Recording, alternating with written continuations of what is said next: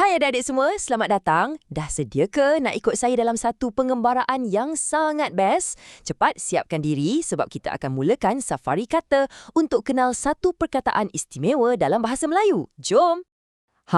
Pernah tak awak terfikir, kenapa kita sebut dua biji apple? Kenapa bukan dua pasang apple? Atau dua ekor apple? Pelik kan bunyinya? Jangan risau. Inilah misteri yang akan kita selesaikan dalam safari kita hari ini. Baiklah, jom kita kenal dulu apa benda penjodoh bilangan ni. Cuba bayangkan, dia ni macam kawan baik ataupun partner untuk setiap nombor. Tugas dia adalah untuk pastikan kita kira semua benda, orang ke, haiwan ke, barang ke dengan cara yang betul. Tanpa dia, nombor tu macam keliru sikit. Okey, semua dah faham? Dah pakai tali pinggang keledar? Bagus. Jom kita mulakan pengembaraan safari kata kita sekarang. Hentian pertama kita dah sampai di alam haiwan dan manusia. Dekat sini, kita akan intai-intai sikit penjodoh bilangan yang kita guna khas untuk makhluk hidup. Jom kita tengok apa yang ada. Wah, cuba tengok ni. Untuk haiwan, tak kiralah haiwan apa pun, kita guna ekor. Contohnya, seekor kucing.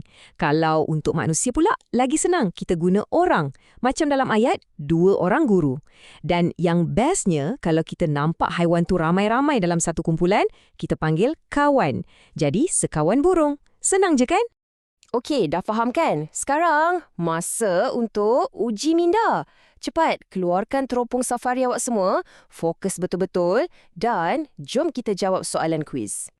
Soalan pertama. Ayah membeli 3 titik-titik ikan di pasar. Ikan tu sejenis haiwan kan? Jadi apa perkataan yang sesuai kat situ? Dah dapat jawapan? Jawapan yang betul ialah ekor. 3 ekor ikan. Bagus! Seterusnya, ada 5 blanks murid di dalam perpustakaan.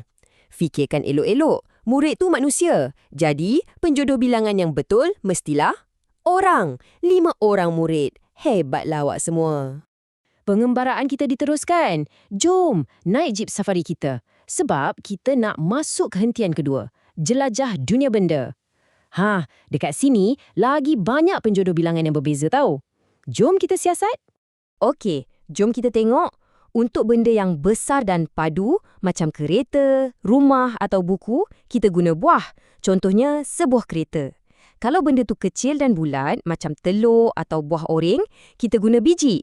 Kalau benda tu panjang dan lurus, macam pensel, kita panggil batang. Dan akhir sekali, untuk benda nipis dan lepeh macam roti ni, kita guna keping.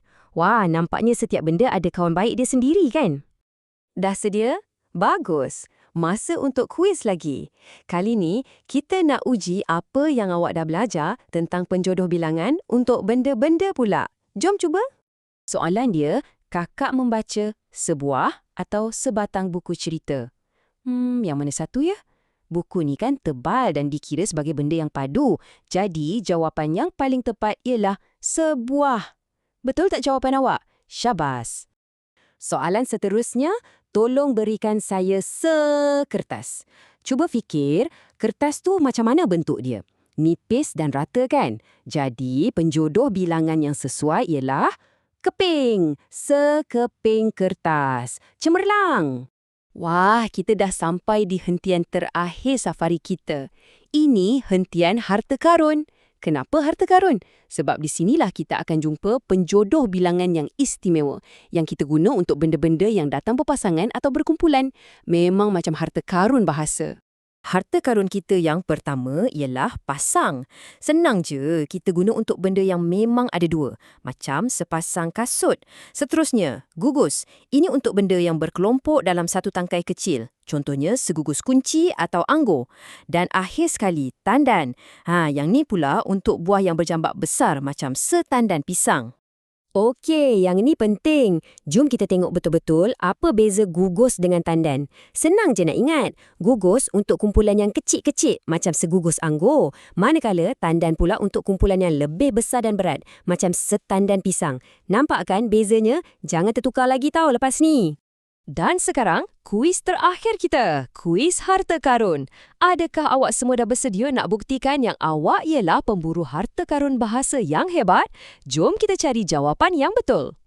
Soalan pertama, dia membeli sepasang anting-anting emas. Cuba fikir, anting-anting kita pakai dekat telinga kiri dan kanan kan?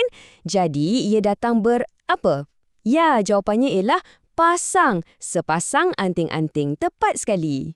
Soalan terakhir. Di atas meja ada segugus atau setandan anggur. Ingat tak apa yang kita belajar tadi? Anggur ni dalam kumpulan kecil ke besar? Betul, ia kumpulan kecil. Jadi, jawapan yang betul ialah segugus. Wah, anda memang bijak. Tahniah semua pengembara, awak semua dah berjaya mengharungi safari kata kita hari ini. Tapi, misi belum tamat. Sekarang tiba masanya untuk awak pula yang jadi detektif bahasa dan mulakan safari awak sendiri di rumah. Misi awak senang je. Langkah pertama, teroka. Jalan-jalan keliling rumah dan cari 5 benda yang berbeza. Langkah kedua, tulis. Bina 5 ayat yang lengkap untuk setiap benda tu. Pastikan guna penjodoh bilangan yang betul. Dan langkah terakhir, hantar. Tunjukkan hasil kerja hebat awak tu kepada guru. Mesti cikgu bangga. Nampaknya, pengembaraan kita dah sampai ke penghujungnya. Teruskan berlatih guna penjodoh bilangan ni tau. Sebab lagi banyak kita guna, lagi mahir kita jadi.